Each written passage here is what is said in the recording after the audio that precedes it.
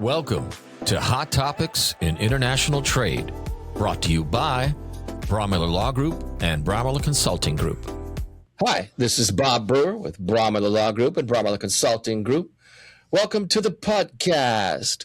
With me, once again, we have our Mexico legal counsel, Brenda Cordova. How are you, Brenda?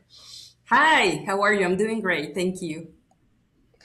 All right. Well, basically, she and I had chatted previously about just what the heck she wanted to talk about today. And I think, correct me if I'm wrong, we're going to delve into what is the new electronic value manifest and why is it becoming such an important requirement for importers in Mexico? Yes. Well, thank you, Bob. Thank you for having me again here. Well, first, let's say what is the value manifest? Mexico has a requirement for importers for them to report to the authority, to the Mexican Customs Authority, what is the value of the goods and how they determine that that was the correct value. So the value manifest is a format where the Mexican importer includes all of the details about what or how it determined that the value is the one that they declared. And some of the details that have to be included here are related to transportation cost, to royalties, to insurance, and any of the elements that are needed in accordance to the customs regulation to determine the value. So this format was a requirement already since a few years ago, but this was a hard copy. It was in paper. It was a format that the importer needed to download from the internet, to print, sign, and keep in their files, and also to share these with the Mexican customs broker. There was a relevant change last year that requires the Mexican importers to do the same, but now to do it electronically, meaning that the paper, that the hard copy form is no longer useful or needed. So the Mexican government created this platform through the Mexican electronic single window, which we know as VUSEM, VUSEM.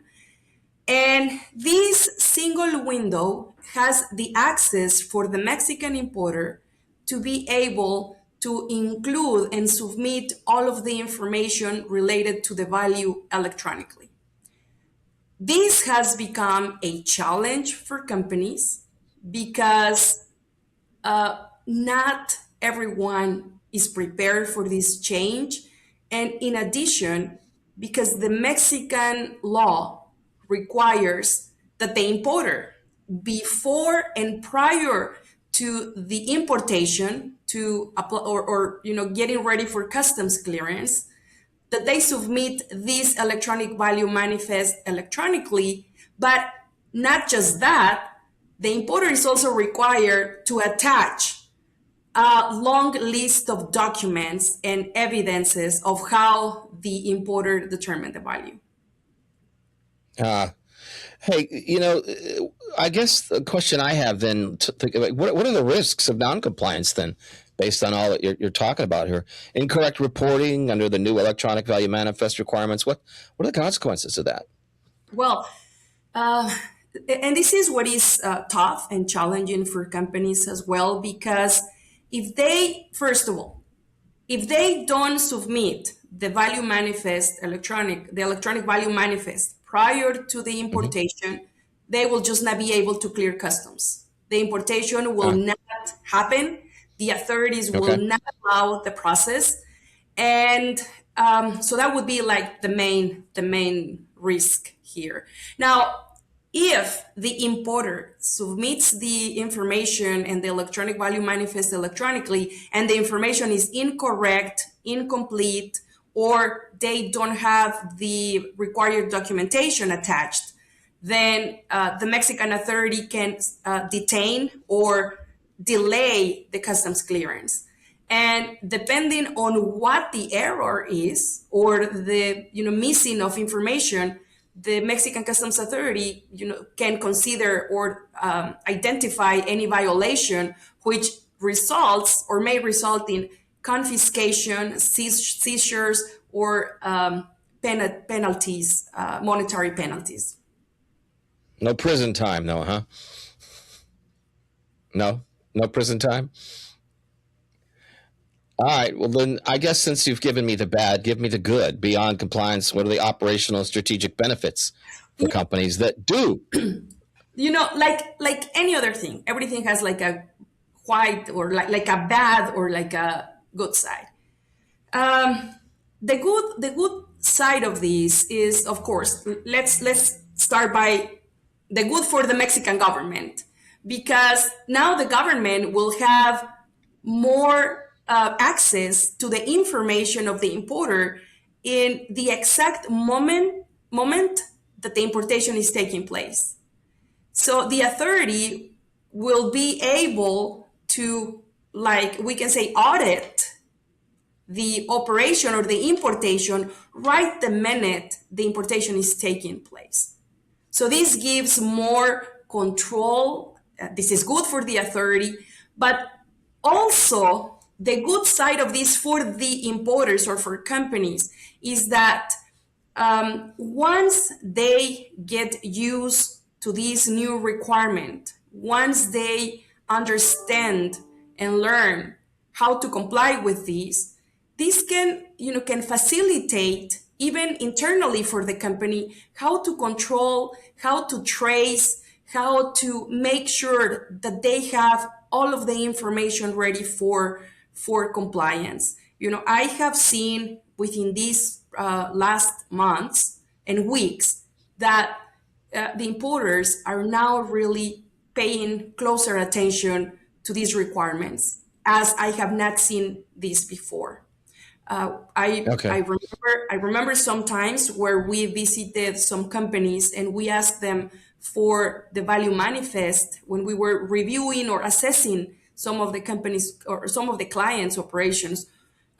When we asked them for the value manifest, some of they did not know what it was, and if they have it, they did not pay attention to that because they relied on the Mexican customs broker for completing and determining and basically, reporting the value.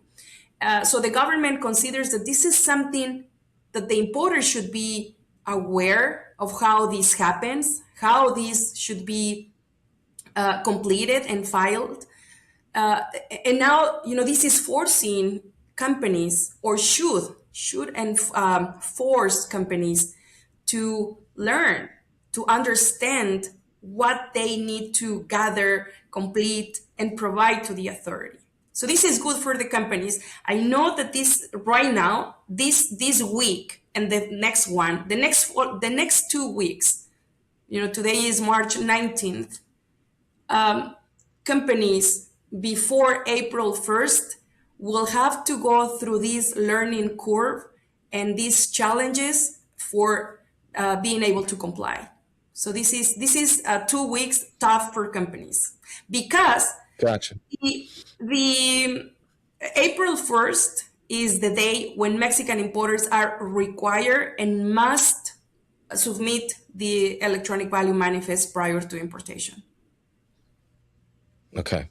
Upcoming deadline there. Yes. All right. And now that I got you kind of on the line here with me, I want to ask you, it appears obviously that the Mexican government's kind of cracking down, just like the U.S. government is.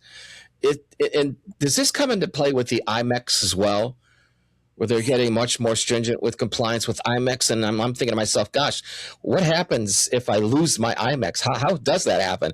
Is it kind of down the same road here, that they're just going to say, you know what, we're done with you, and they boot you out of the program? Well, this is a really good question for anyone doing business with Mexico or having operations with IMEXs or owning an IMEX, because all importers into Mexico, with a very few exceptions, are required to comply with these electronic value manifest. And one of these are IMEXs. IMEXs are required to also send, complete, and submit the electronic value manifest and attached all of the requirements. So depending on the level of or the degree of the violation or the type of error, there can be some issues with their IMEX. What I can tell you is if a company or an importer, regardless if it's an IMEX or any other type of company, if they have issues with complying with the value manifest, it is a red flag for other types of violations or errors throughout, all of the operation. So if an IMEX has an issue with valuation, just be aware that there may be problems on other areas, which probably may result or end up on an IMEX cancellation. Wow. Anything else we need to know out there at this time then, Brenda? As the Mexican government's cracking down, they will get their money. Yes. Nothing else pops in your head. Yes. What I can tell you is that Mexican importers are really concerned and Yeah. worried about how they can comply with these, because even though it seems like a good thing, first for the government to control, and second for the Mexican importer to learn and get more involved on the operation and the importation. The bottom line is that no one is ready. And I think even the Mexican government is not totally and complete ready for even enforcing companies to comply with these. There are some questions, there are some loopholes about how all of the companies can comply, because we know that every company, every operation is different. And there are, when like let's say an IMEX, when an IMEX imports into Mexico, there may be very different factors, a multitude of factors that can affect of how a company can determine the value of the goods. And if they, the rules are general, but every operation is specific.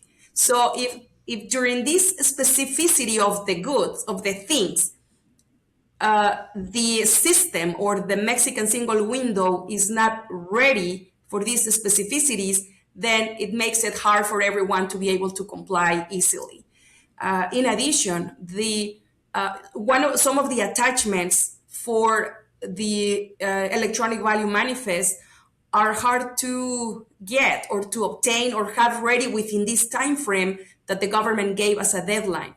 One of these is even contracts or agreements between the U.S. or foreign exporter and the Mexican importer.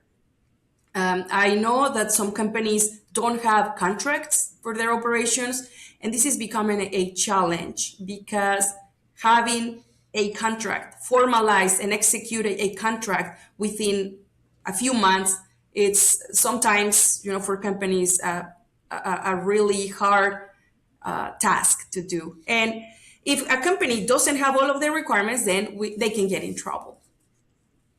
Wow. Well, Brenda, I like to keep these to about 15 minutes. And I'm afraid we're there. I know you could talk on this subject for about another 2 hours. But if anybody has any questions, Brenda Cordova, our Mexican legal counsel down in San Luis Potosí. How's the weather down there? Excellent. Always excellent. Yes. Always excellent. All right. Excellent. Well, thank you, Bob. Yes, if you have any questions about the electronic value manifest, just be aware this is something that importer has or must do directly with their electronic signatures, with their electronic codes, so that they can access the BUSEM. But also there are some service providers that have been, preparing some kind of software that facilitates and can make this process easier. But as I have spoken with some of them, they are even in the process of learning how to make the software work properly for everyone. So it's April 1st is just around the corner. Not everyone is ready, but I think the recommendation is to train your personnel, to learn and to follow up and see if there's any extension, which everyone is hoping, but we don't know. The thing is that I see companies trying to learn and keep up with what they need to do. That All is right. 90 Well, times. thanks for your time, Brenda. Really appreciate it. All right. Thank Thank you, you both. everybody. Thanks. Bye bye.